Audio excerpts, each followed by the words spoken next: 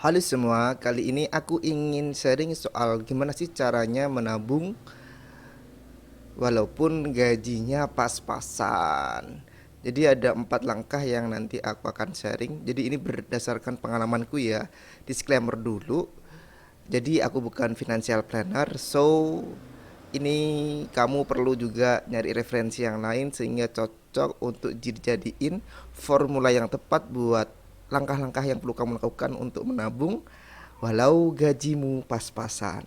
Alasan kenapa sih kita perlu menabung dan kenapa ya perlu dilakukan walaupun gaji pas-pasan ya karena satu, pendapatan kita terbatas.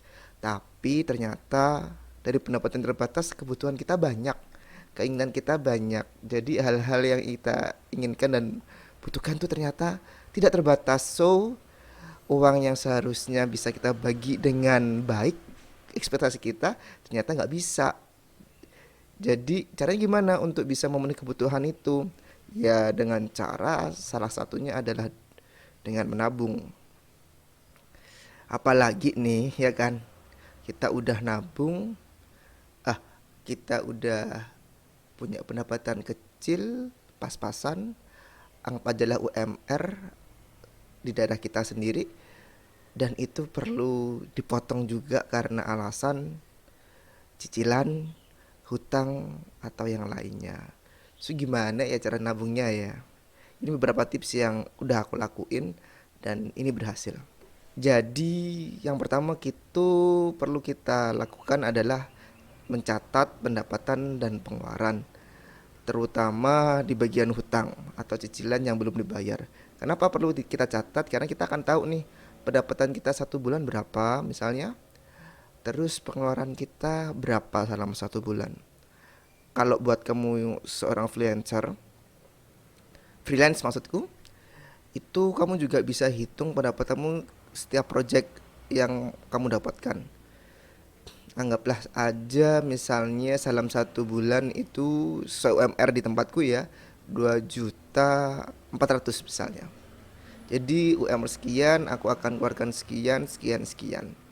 Hal ini berbeda banget ketika kamu lagi masih single, udah berkeluarga, udah punya rumah, atau masih ikut orang tua dan sebagainya. Jadi ini kamu sesuaiin aja sesuai dengan porsi kamu masing-masing.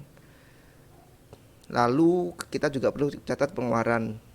Pengeluaran itu ternyata ada yang bocor halus. Kenapa bocor halus? Karena kadang-kadang kita nggak kerasa kalau ternyata misalnya ya kopi di warung atau ngopi di kafe selama beberapa kali selama sebulan, ternyata itu menjadi apa sih kalau bahasa financial plannernya, jadi kayak latte effect atau coffee effect.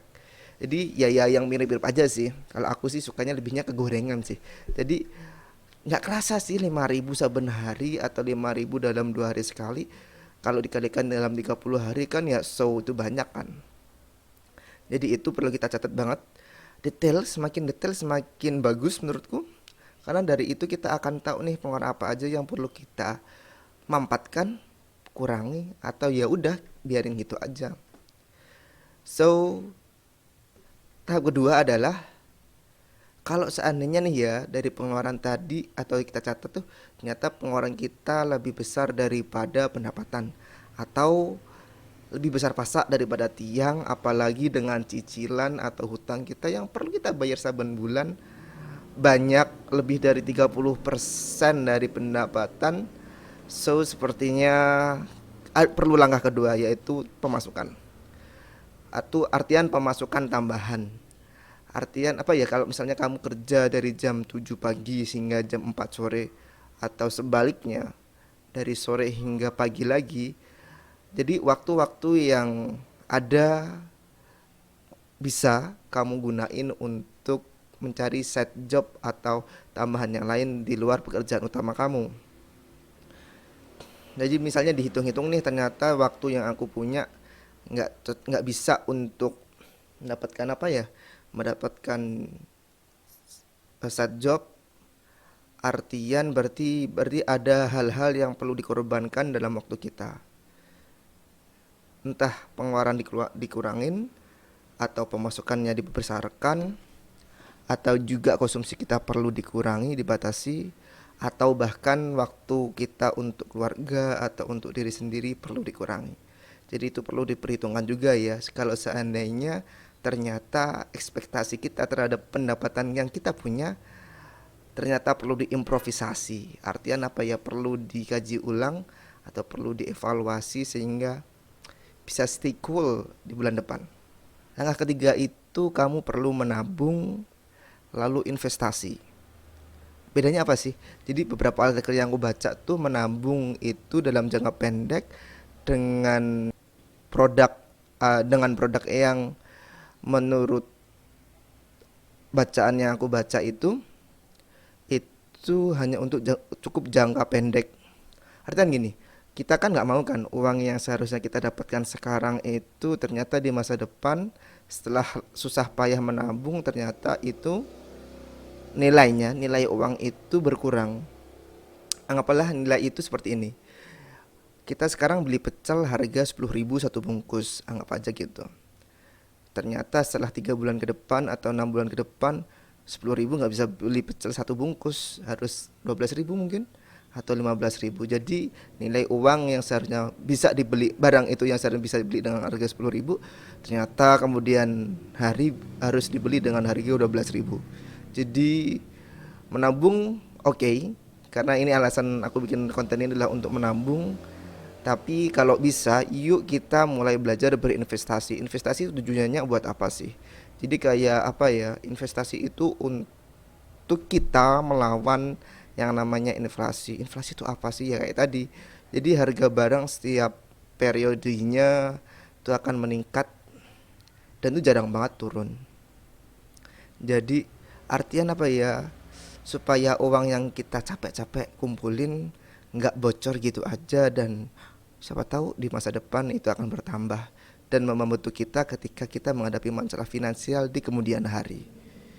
Jadi menabung oke untuk jangka pendek, tapi untuk jangka panjang 2 sampai 5 tahun ke depan atau 5 tahun lebih aku saranin investasi. Artian nggak perlu salah satunya, kita bisa dua-duanya. Jadi nggak perlu bingung dan repot selama pendapatan kamu mencukupi atau lebih dari cukup, kamu bisa melakukannya. Nah, yang langkah terakhir itu ini aku dapatkan dulu ketika aku ikut salah satu workshop di kampus. Itu trik atau tips menabung itu yang satu, sisihkan dulu, bukan nyisain atau bukan menyisakan uang untuk menabung di akhir bulan. Anggaplah aku punya pendapatan di awal bulan di tanggal 10. Aku karena pendapatan pengeluaran udah jelas kan ya. Misalnya buat A, B, C, aku stop dulu itu sebelum membayar pengeluaran, aku sisihkan uangku 10% misalnya untuk menabung. Setelah itu ada 90% uang yang gaji yang aku dapatkan atau pendapatan yang aku dapatkan, baru itu digunakan untuk kehidupan sehari-hari, membayar cicilan mungkin kalau ada, dan untuk pengeluaran, dan juga untuk hal-hal yang lain yang sekiranya kebutuhan atau keinginan kita yang ingin kita penuhi. Jadi kita lebih enak aja sih, lebih mudah, lebih gampang ketika ingin menabung. Karena ya tahu sendiri kalau uang itu sisa kan, yang awalnya kita ingin 10.000 misalnya seminggu 10.000 nabung, tiba-tiba ternyata cuma tinggal 2.000 atau 1.000 misalnya. Jadi di luar ekspektasi yang kita harapkan. Jadi ini trik yang mudah dan simpel buatku yang bisa kamu terapin. So, kapan mulai menabung? Jangan lupa dukung karya-karyaku di karyakarsa.com/aa-maskuri. Dukunganmu sangat membantuku untuk tetap semangat membuat karya. Terima kasih.